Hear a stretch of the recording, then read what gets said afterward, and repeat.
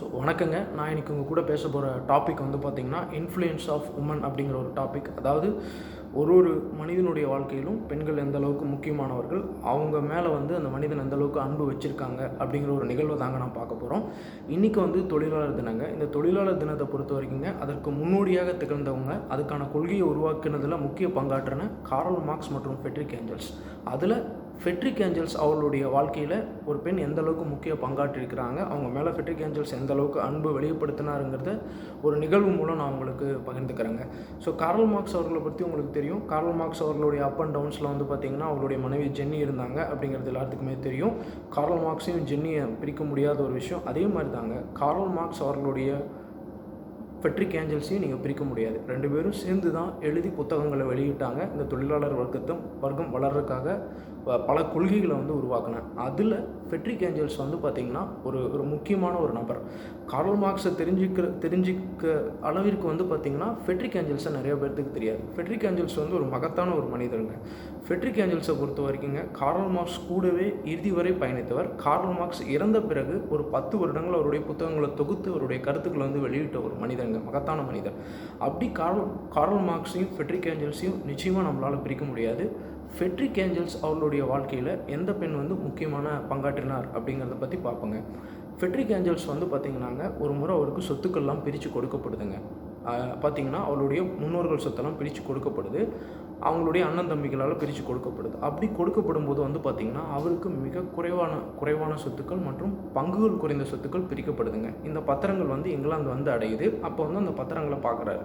அப்படி பார்க்கும்போது Frederick Angeles கூட இருந்தவங்களாம் என்ன சொல்கிறாங்கன்னா, உங்களுக்கு என்ன ரொம்ப ஒரு கம்மியான சொத்துக்கள் கொடுக்கப்பட்டிருக்கு, ஈக்குவல் ஷேரும் உங்களுக்கு கொடுக்கலையே, உங்களை வந்து உங்கள் அண்ணன் தம்பிங்க ஏமாற்றிட்டாங்க, நிச்சயமாக போய் நீங்கள் திரும்ப கோர்ட்டில் வழக்கு தொடுத்து இந்த சொத்துக்களை நீங்கள் திரும்ப பெறணும் அப்படின்னு சொல்லுவாங்க.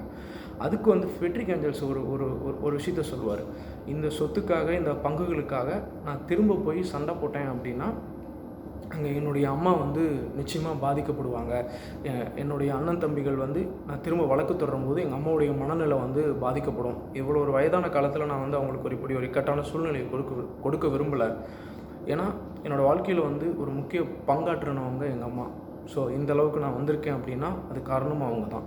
இந்த சொத்துக்களுக்காக வந்து போயிட்டு நான் திரும்ப அவங்களோட நான் வந்து மனக்கசப்பை ஏற்படுத்திக்க விரும்பலை.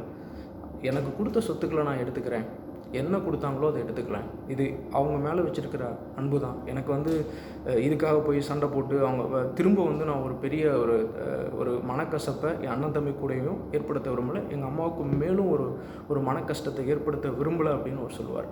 அந்த மதிப்பு வந்து பார்த்திங்கன்னா அவருக்கு ஈக்குவல் ஷேரும் கிடையாது, பங்குகள் குறைவாகவும் இருந்திருக்கும். ஆனால் தன்னுடைய அம்மா தன்னுடைய வாழ்க்கையில் ஒரு முக்கிய பங்காற்றிருக்கிறாங்க அப்படிங்கிற ஒரு கருத்தில் கொண்டு அவங்க மேலே வச்ச அன்பின் வெளிப்பாடு காரணமாக பல லட்ச ரூபாய் மதிப்புள்ள ஒரு சொத்துக்களை வந்து பார்த்திங்கன்னா என்ன கொடுத்தாங்களோ அதை எடுத்துக்கிட்டார் இந்த மகத்தான மனிதர்.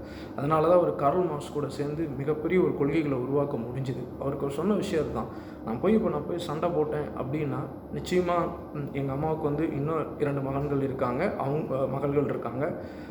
அவங்களுக்கும் அவங்க அம்மா தான். என்னால் மறுபடியும் அவங்களுக்கு வந்து இந்த மாதிரி ஒரு கஷ்டத்தை நான் கொடுக்க விரும்பலை அப்படின்னு அவர் சொல்லுவார்.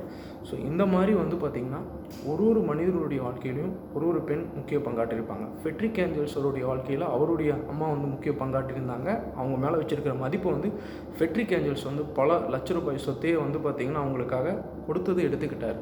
அதே மாதிரி கார்ல் மார்க்ஸ் அவர்களையும் ஜென்னி அவர்களையும் பிரிக்க முடியாத அவருடைய மனைவி. இது நிறையா காணொலியில் நீங்கள் பார்த்துருப்பீங்க. இந்த மாதிரி ஒரு தனி மனிதருடைய வாழ்க்கையிலையும் பெண்கள் வந்து முக்கிய பங்காற்றியிருப்பாங்க. இன்றைக்கி நான் அவங்க கூட பேசின ஃப்ரெட்ரிக் ஏஞ்சல்ஸ் அவர்கள் வந்து பார்த்திங்கன்னா, கார்ல் மார்க்ஸ் அவர்களை தெரிஞ்சிருக்கலாம். ஃப்ரெட்ரிக் ஏஞ்சல்ஸ் அவங்களுக்கு நிறைய பேர்த்துக்கு நிச்சயமாக தெரிஞ்சிருக்க வாய்ப்பில்லை. ஃப்ரெட்ரிக் ஏஞ்சல்ஸ் ஒரு மகத்தான மனிதர். கார்ல் மார்க்ஸ் கூடவே இறுதி வரை பயணித்த ஒரு மாபெரும் மனிதர். இந்த தொழிலாளர்கள் மற்றும் கஷ்டப்படும் மக்களுக்காக வந்து ஒரு மிகப்பெரிய கொள்கையை உருவாக்கியவர். இந்த 8 மணி நேர வேலை, சரியான ஊதியம் தொடர்பாக மிகச்சிறந்த கொள்கைகளை உருவாக்கியவர்கள். இந்த மனிதர்கள் பின்னாடியும் மிக ஒரு பெரிய பெண்மணிகள் இருந்திருக்கிறாங்க அப்படிங்கிறதே உண்மை. So always respect women's. இது முக்கியமாக தெரிஞ்சுக்கணும். ஸோ இது ஃப்ரெட்ரிக் ஏஞ்சல்ஸ் அவருடைய வாழ்க்கை மற்றும் செயல் மூலிமா இந்த காணொலியில் நம்ம தெரிஞ்சுக்கிட்டோம்.